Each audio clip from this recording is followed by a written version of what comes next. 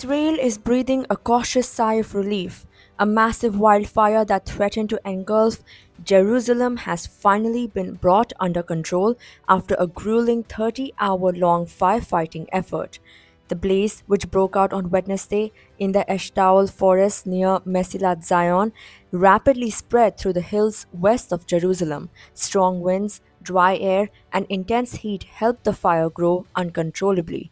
Officials now say roughly 5,000 acres have burned, including about 3,000 acres of forest land. Shmulik Friedman, commander of Jerusalem's district fire department, said, and I quote, "This is perhaps the largest fire ever in the country." End quote. The fire's timing made the situation even more sensitive.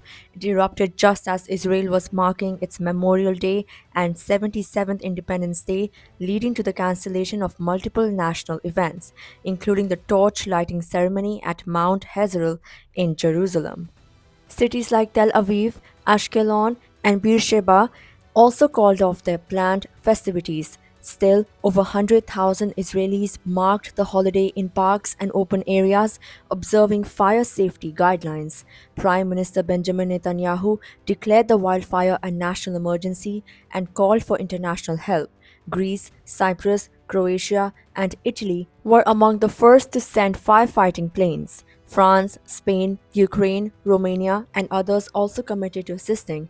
In total, 10 firefighting aircraft were deployed on Thursday morning, with 8 more expected later in the day. Meanwhile, Israel's military and emergency services worked round the clock, including efforts to reopen the Jerusalem-Tel Aviv highway, which had been closed due to the flames.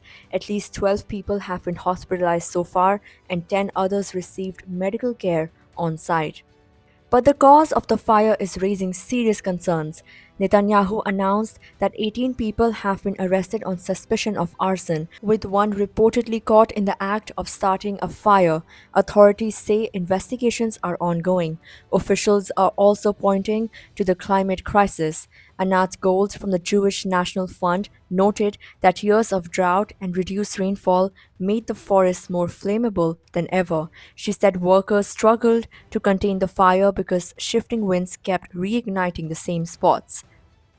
Although the blaze has now been largely contained, its impact is historic. It's being compared to the deadly 2010 Mount Carmel fire, which burned for 4 days, killed 44 people, and destroyed 12,000 acres. In this case, quick international support and coordinated emergency response helped prevent an even greater tragedy. But the questions about preparedness, accountability, and climate resilience remain. Stay tuned for more updates.